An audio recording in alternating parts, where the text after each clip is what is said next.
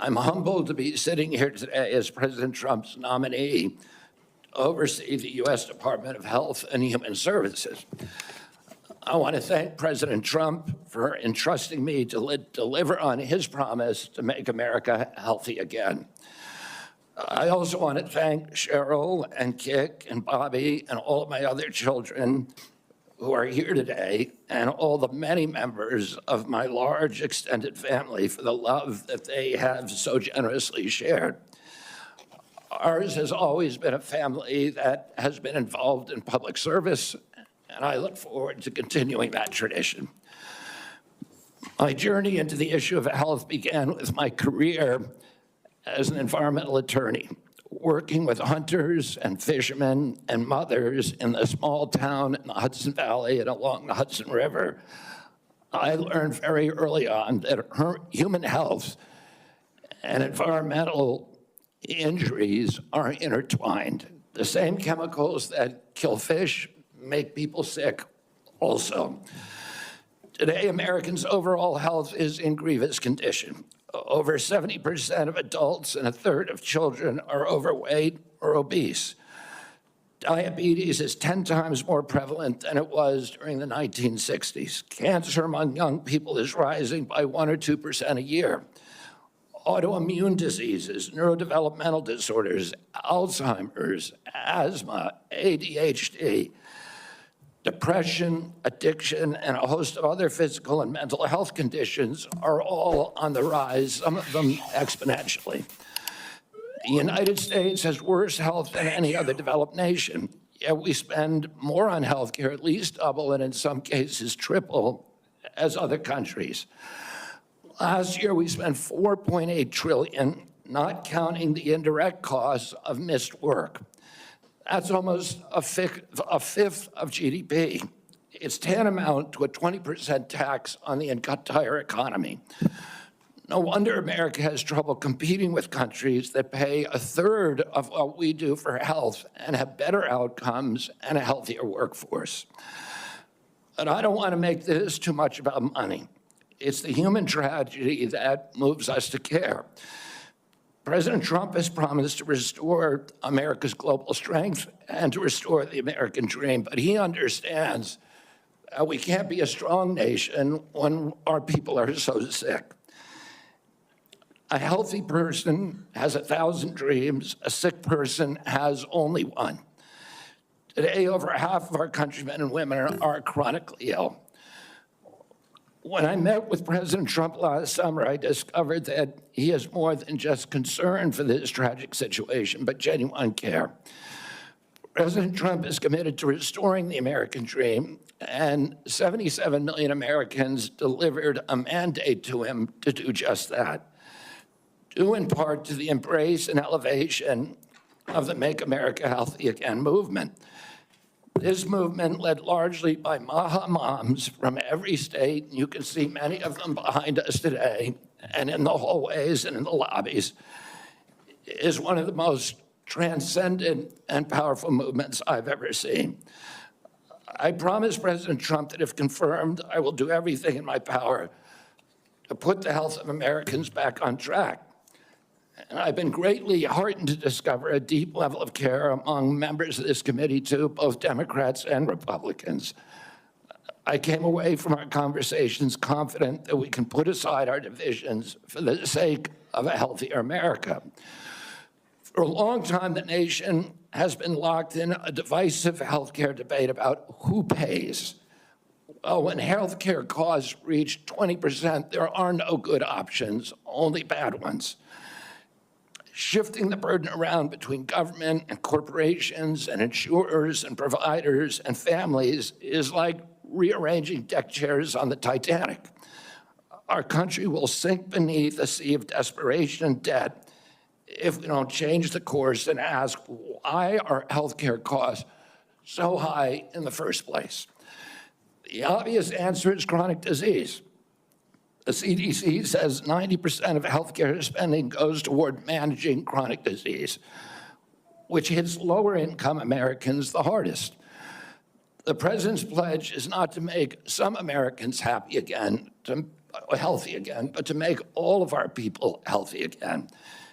There is no single culprit in chronic disease. Much as I have criticized certain industries and agencies, President Trump and I understand that most of their scientists and experts genuinely care about American health. Therefore, we will bring together all stakeholders in pursuit of this unifying goal. Before I conclude, I want to make sure the committee is clear about a few things. News reports have claimed that I'm anti-vaccine or anti-industry. I am neither.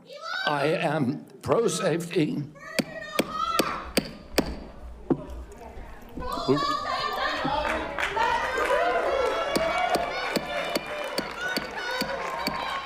We'll have order. Please proceed, Mr. Kennedy. I am pro-safety. I worked for years to raise awareness about the mercury and toxic chemicals in fish, and nobody called me anti-fish. And I believe that that vaccines play a critical role in healthcare. All of my kids are vaccinated. I've written many books on vaccines. My first book in 2014, the first line of it is, I am not anti-vaccine, and the last line is, I am not anti-vaccine. Nor am I the enemy of food producers. American farms are the bedrock of our culture, of our politics, of our national security. I was a 4-H kid, and I spent my summer working on ranches. I went to work with our farmers. I want to work with our farmers and food producers to remove burdensome regulations and unleash American ingenuity. MAHA simply cannot succeed without a partnership, a full partnership of American farmers. In my advocacy, I've often disturbed the status quo by asking uncomfortable questions. Well, I'm not going to apologize for that. We have massive health problems in this country that we must face honestly. And the first thing I've done every morning for the past 20 years is to get on my knees and pray to God that he would put me in a position to end the chronic disease epidemic and to help America's children. That's why I'm so grateful to President Trump for the opportunity to sit before you today and seek your support and partnership in this endeavor. I will conclude with a promise. The members of this committee, to the President, and to all the tens of millions of parents across America, especially the moms, who have propelled this issue to center stage. Should I be so privileged as to be confirmed, we will make sure our tax dollars support healthy foods. We will scrutinize the chemical additives in our food supply. We will remove financial conflicts of interest from our agencies. We will create an honest, unbiased, gold standard science at HHS, accountable to the President, to Congress, and to the American people. We will reverse the chronic disease epidemic and put the nation back on the road to good health. Thank you. You said publicly you want to immediately get rid of 600 NIH workers on job one, on day one. When we had our meeting, you said you'd actually like to get rid of 2,200 people from HHS. Which offices are you going to start cutting and riffing these 2,200 workers from? Senator, there's 200 political appointees that are changed during every administration. So if you got rid of those 200 political appointees, you're not going to replace them with your political appointees? Well, President Biden this year changed 3,000 employees at HHS, 3,750 So at NIH. you're 2,200. What departments are you going to pick them from? Well, the same as President Biden did when he changed 3,000 out. Let me just, I'm down to a minute 30. The chairman's been generous with colleagues on both sides. I may have to go a couple minutes over, but let me just say, so let's just answer, this would be, I hope, since you're asking to become the top healthcare official in the United States in terms of HHS, huge ramifications, and part of this job is to be the senior advisor to the president on health issues. So when we're looking at this purge and we're looking at laying off workers, when we're looking at potentially the president's illegal offer to try to buy out federal employees, which I would say to any federal employees, think twice has this individual in his business world ever fulfilled his contracts or obligations to any workers in the past? But if you are in this position, will you pledge that you will not fire federal employees who work on food safety, work on trying to preventing things like salmonella? Senator, there are 91,000 employees. So that, I take that as, that's a simple yes, and I'm going to take that as a no. Run that agency I take that as a no. Will you, actually, we talked about protecting Americans from cyber criminals, something we need to do a lot more on. Will you commit not to fire anyone in the health arena who currently works on protecting Americans from cyber attacks in their healthcare files? I will commit to not firing anybody who's doing their job. Based on your opinion, based upon your opinion, or your political agenda, or Mr. Trump's political agenda? Based upon my opinion. So I guess that means a lot of the folks who've had any type of views on vaccines will be out of work. Americans don't, by and large, do not like the Affordable Care Act. People are on it. They don't like Medicaid. They like Medicare. And they like private insurance. We need to listen to what people, they would prefer to be on private insurance. Most Americans, if they can afford to be, will be on private insurance.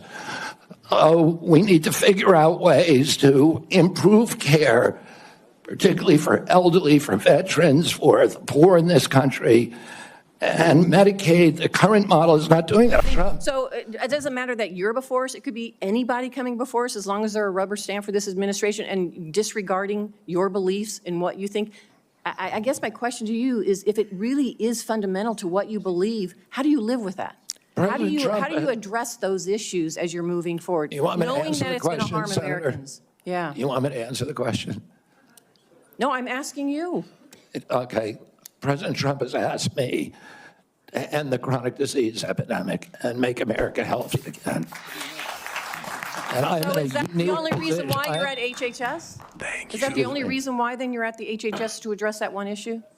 President Trump has asked me because I'm in a unique position to end that.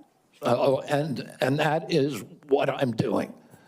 And if we don't solve that problem, Senator, all of the other disputes we have about who's paying, and whether it's insurance companies, whether it's providers, whether it's HMOs, whether it's patients or families, all of those are moving deck chairs around on the Titanic. Our ship is sinking.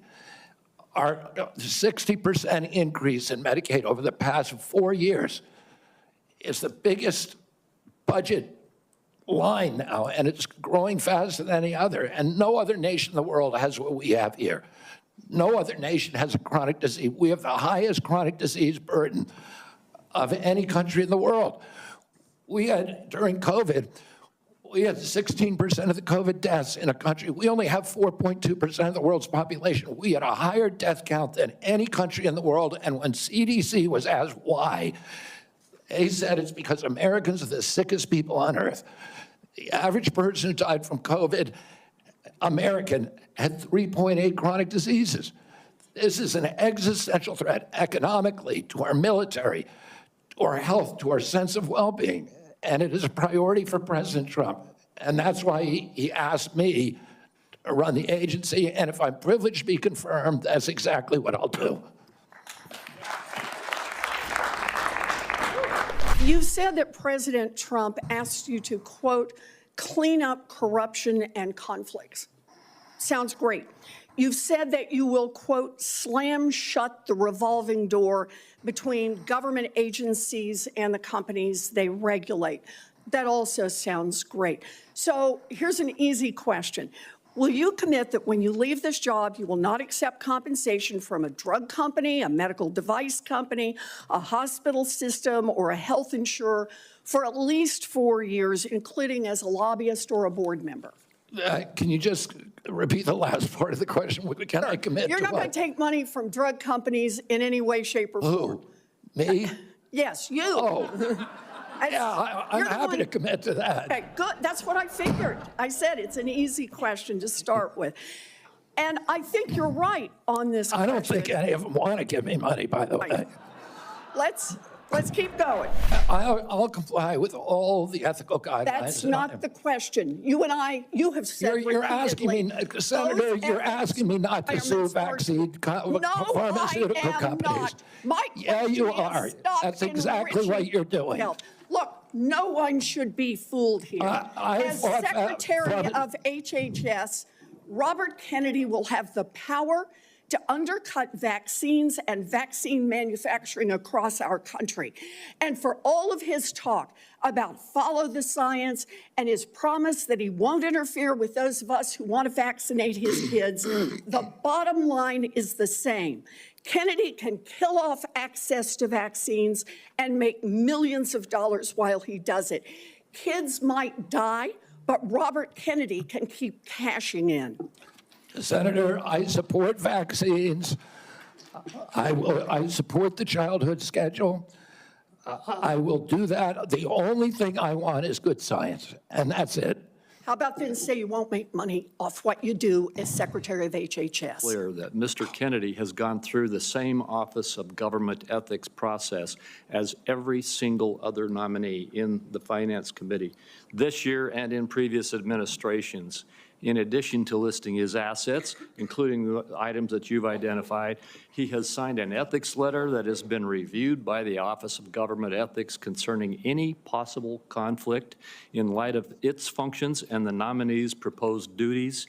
And we have a letter from the Office of Government Ethics that he hasn't complied completely with all applicable laws and regulations governing conflicts of interest. Mr. Chairman, point of information here. Have we had a single nominee come through who's made $2.5 million off suing one of the entities that it would be regulating and plans to keep getting a take of every lawsuit in the future? Have we had that before? I haven't reviewed the past documentation of every other nominee's financial interests, and so no. But I know that every single time we get a nominee, their financial interests are attacked. That's why we have the Office of Government Ethics. That's why they've reviewed everything that's in his record, and that's why he has even, I think, and I don't know that I want to ask him to get into it, but he has listed his assets and has gone through a discussion of the responsibilities under our ethics laws and has complied with all of those requirements. You have started a group called the Children's Health Defense. You're the originator. Right now, as I understand it, on their website, they are selling what's called onesies. These are little things, clothing for babies. One of them is titled Unvaxxed, Unafraid. Next one, and they're sold for $26 a piece, by the way. Next one is No Vax, No Problem. Now, you're coming before this committee and you say you're pro-vaccine. Just want to ask some questions. And yet your organization is making money selling a child's product to parents for $26, which casts fundamental doubt on the usefulness of vaccines. Can you tell us now that you will, now that you are pro-vaccine, that you're going to have your organization take these products off the market? Senator, I have no power over that organization. I'm not part of it. I resigned from the board. Yeah, that was just a few Leadership. months ago. You founded that. You certainly have power. You can make that call. Are you supportive of this? I've had nothing to do with Are you leadership. supportive of these onesies? I'm supportive of vaccines. Are you supportive of this clothing, which is militantly anti-vaccine? I am supportive of vaccines. I will. I want good science, and I want to protect. But you will vaccine not schedule. tell the organization you founded not to continue selling that product. Thank you, Mr. Chairman. Are you a conspiracy theorist? That is a pejorative, Senator, that's applied to me, mainly to keep me from asking difficult questions of powerful interests.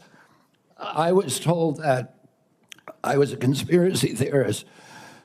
That label was applied to me because I said that the vaccines, the COVID vaccine, didn't prevent transmission and it wouldn't prevent infection, when the government was telling people, Americans, that it would.